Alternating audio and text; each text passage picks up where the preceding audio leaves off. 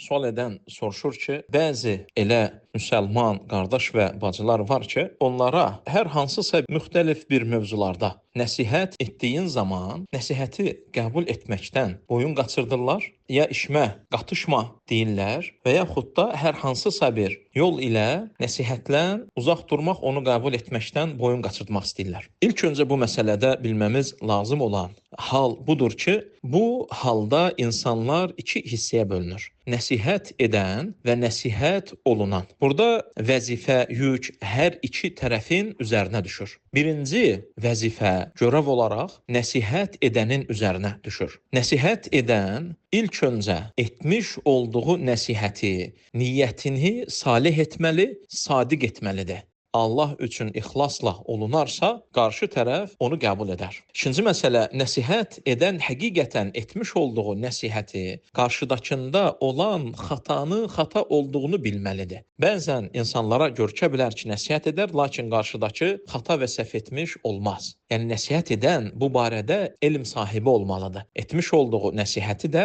görmüş olduğu xatanı da bilməlidir. Sonra isə nəsihət edən qarşıdakını bunu alçaltmaq niyyəti ilə, azarlamaq və yaxud da onu gözdən salmaq niyyəti ilə etməməlidir. Çünki bu qarşı tərəfin həmin şəxsdən nəsihəti qəbul etməsinə ən böyük maneələrdən biridir. Əgər nəsihət olunan qarşı tərəfdən səmimiyyət hiss etməzsə, həqiqətən ona olunan nəsihətdə qarşı tərəfin ixlaslı olduğunu, ona xeyir istədiyini dərk etməzsə, başa düşməzsə və bunu görməzsə, ondan bunu qəbul etməz. Onun üçün nəsihət edən də həm nəsihət etdiyi yeri, həm nəsihət etdiyi vaxtı, zamanı doğru düzgün seçməlidir. İnsanlar içərisində etməməlidir. Həmin şəxs qəzəbli olduğu vaxtda etməməlidir. Çünki burada məsələ mən dedim, mən çatdırdım olmamalıdır. Nəsihət edənin niyyəti və qəsdi nəsihət olunanın həmin nəsihəti qəbul etməsidir. Yoxsa onu ayarlamaq, ayıplamaq, azarlamaq olmamalıdır. O zaman nəsihət olunan da ondan qəbul edəcək. Bu birinci tərəfin üzərinə düşən vəzifədir və nəsihət edənin üzərinə düşən məsələlər də böyükdür, lakin burada onların uzun olaraq sayılmasına ehtiyac görmədim. İkinci tərəf isə nəsihət olunandır. Nəsihət olunan bir kəs də əgər ona nəsihət edən varsa bilməlidir ki, həqiqətən ona nəsihət edən onu sevəndir.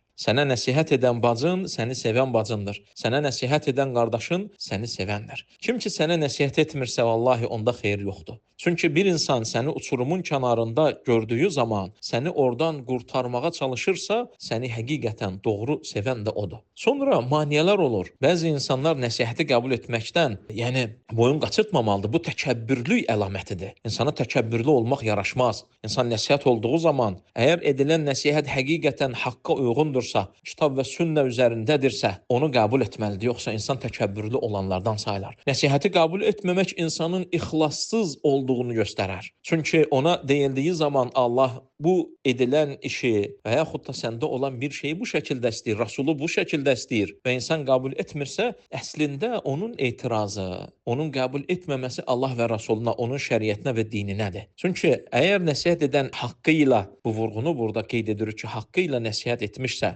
doğrunu söyləmişsə, onun etmiş olduğu nəsihət onun özünün şəxsi istəkləri deyil, Allah və Rasulunun dininin tələbləridir. Onun üçün nəsihətə etiraz etmək, onu bu şəkildə qarşılamaq, özüm bilərəm demək, bu icazəli deyil. Bu ixlassızlığın əlamətidir, bu təkəbbürlüyün əlamətidir. Və qorxsun belə şəxslər qəlblərinin sərtləşməsindən, sonra isə ölməsindən, sonra isə nifaqla xəstələnməsindən, yara almasından, sonra isə həlak olmasından. Çünki bu ümmət nəsihət etməklə və nəsihəti qəbul etməklə ucalan, xeyirli olanlardan sayılmışdır. Allah Azza və Cəllə Quran-Kərimdə bizə xeyirli ümmət olduq, onun üçün deyir ki, yaxşılığı əmr edir, pislikdən çəkindirirsə, həmçinin insan o zaman ümmətin xeyirlilərindən olur ki, edilmiş olan xeyr üzərində nəsihəti də qəbul edir. Bu barədə qardaş və bacılarıma tövsiyəm budur ki, nəsihət edən də ilk öncə etdiyi nəsihəti doğru düzgün Allahın dininə uyğun etsin, nəsihət olunan da Allahın dini üzərində olunmuş nəsihəti qəbul etsin. Allah daha gözəl bilir.